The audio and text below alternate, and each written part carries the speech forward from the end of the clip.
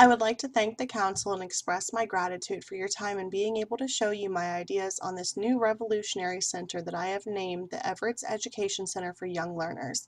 It is my intention to provide our community with a place where children of all ages and parents can come to engage in different activities that promote thought, growth, and development. We live in a society that is consumed with technology. We've become so technologically advanced that we don't take the time that we should to spend time performing more simple activities. This center will promote the physical, cognitive, and social-emotional development of the children that attend it. Our first room would be our infant room. The first activity that we'll be offering would be a Caregiver and Me Toy Time activity. During this, you'll have the opportunity to engage and interact with your child while using different types of hand toys. The child will be able to notice the different sensations of sight, touch, and sound while playing with these toys. They will also be able to gauge the reactions that their caregivers have as they're playing with the toys as well. The theory behind this activity is that it will not only promote positive interactions between the caregiver and the child, but the child will be able to learn new sensations. The child will have the opportunity to have the positive reinforcement from their caregivers as they learn to perform new actions.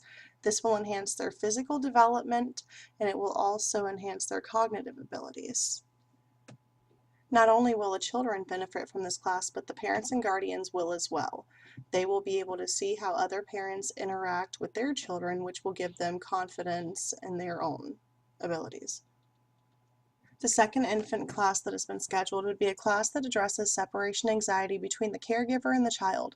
This will work towards helping to lessen or eliminate the high levels of separation anxiety that the child feels when separated from the caregiver.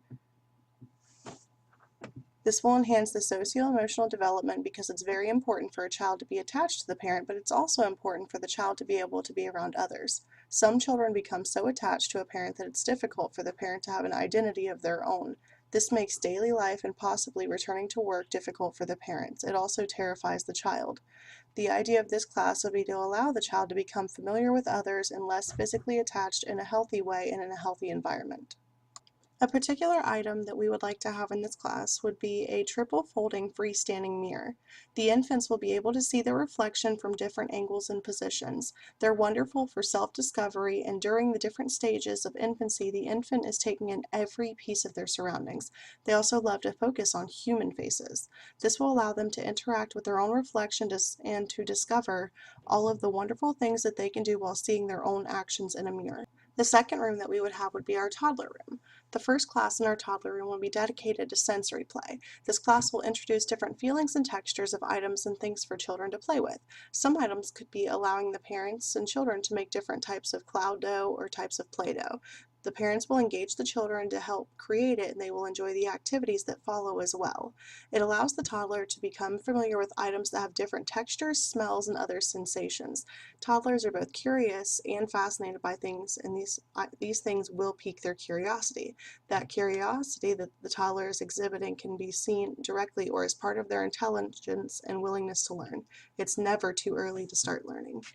This enhances their cognitive development by allowing them to explore sight and texture in their own learning environment. It also enhances socio-emotional development because the child has the opportunity to interact with others as they make their discoveries in early learning. The second activity would be a physical matching game. The children will be given several items to match to their given bins or totes. Each bin would be labeled with a large picture on the front. For example, if the child picks up a plastic toy that resembles an apple, they will put the apple into the bin that has a picture on the front that shows different types of fruits and vegetables. If they pick up a doll, they will place it in the bin that shows pictures of dolls. The theory behind this activity is that toddlers not only have a thirst for intelligence, but they also want to help the others around them. This activity will allow them to practice relating different items to different categories.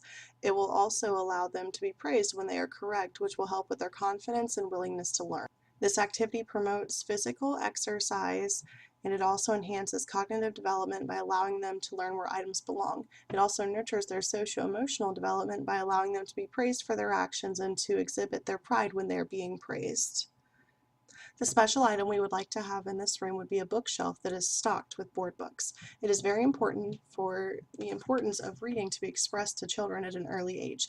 Toddlers are essentially little sponges and have the desire to learn. They're full of curiosity, and having the opportunity to look at board books and or have help reading them would be a wonderful thing to aid in their development. Our third room would be our early childhood room.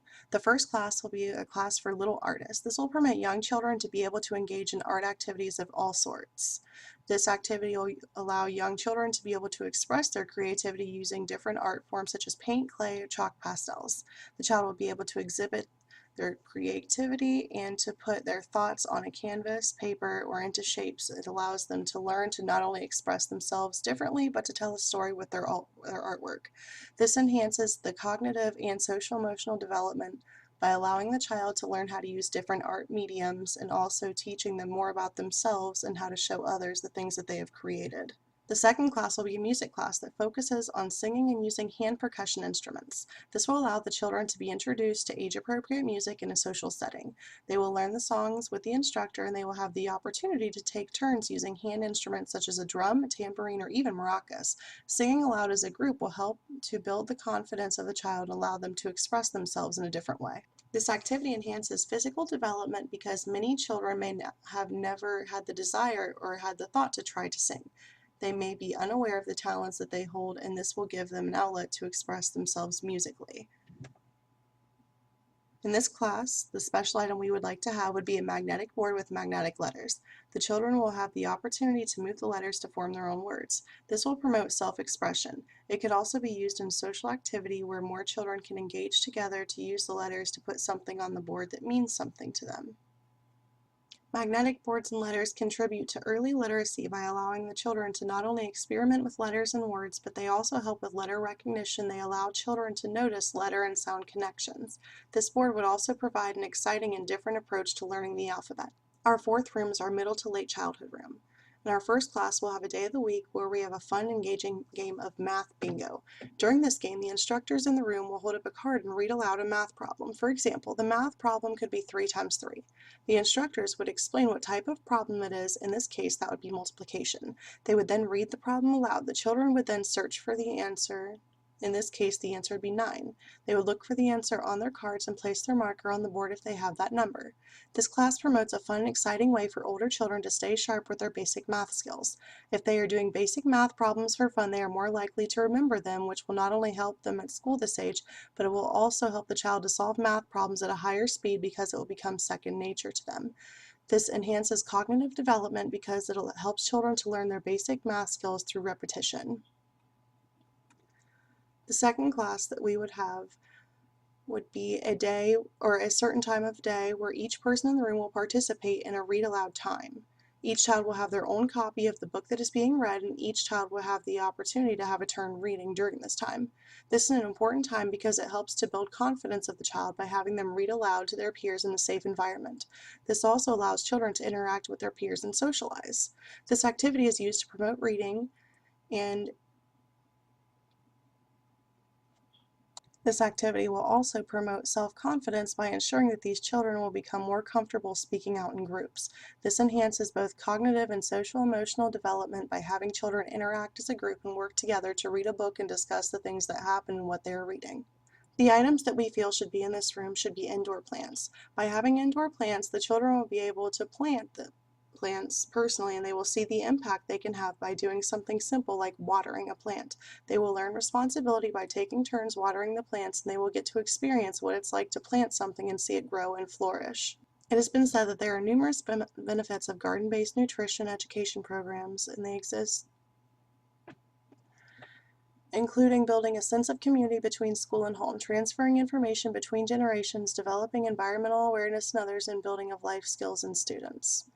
This means that by gardening, our children are not only learning how to act in our community, but they're learning different life skills as well. Our fifth and final room is our adolescence room. The first activity that we will offer will be yoga day. This will engage the children physically as well as teach them to relax and monitor the actions that their bodies are performing. The yoga allows the performer to focus on their breathing and movements while providing a low-impact workout for people of all shapes and sizes. This will also allow the children to perform an activity as a group with their peers. It is very important to perform physical activities, and by having the children do it in a large group, they are more likely to partake. This enhances physical development because it promotes physical fitness and activity. It promotes cognitive development because yoga is an exercise that also teaches you to relax your body as well as your mind. It also helps with social emotional development because adolescents will get to perform this class with their peers. They will see that there is no need to strive for perfection, they can have fun doing it as a group. The next activity would be a teen book club. It is very important, especially now in the age of technology, for adolescents to understand the importance of books and reading. This activity will allow them to read and discuss what they are reading with peers of their own age. By being around other peers of the same or similar ages, they will be introduced to different people with different reading and entertainment tastes. This will ensure they will be introduced to books that they may not have chosen on their own. This also allows them to interact and socialize while doing something productive. This expands their social-emotional development by having them discuss what they are learning and reading it with their peers.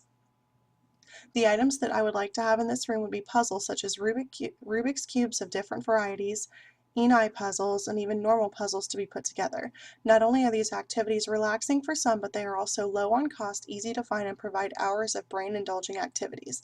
They promote brain activity by allowing the child to experiment with different strategies to solve the puzzles. They also promote social interaction. I would like to thank the Council again for all of your time and consideration. You have the power to help me give our community a place for our children to expand and use their minds in the best ways they can to achieve the most that they can. Furthermore, I would like to state that it is a true passion of mine to be able to teach children of all ages as well as parents, and there are more things to do in life than technology can provide us. It is very important for children to be able to interact with their peers, express themselves, engage in physical activities, and to exercise their minds as much as possible. These children are our future, and there is nothing more important to me than trying to give them every opportunity to have the confidence in themselves to provide us with a bright and promising future. Thank you.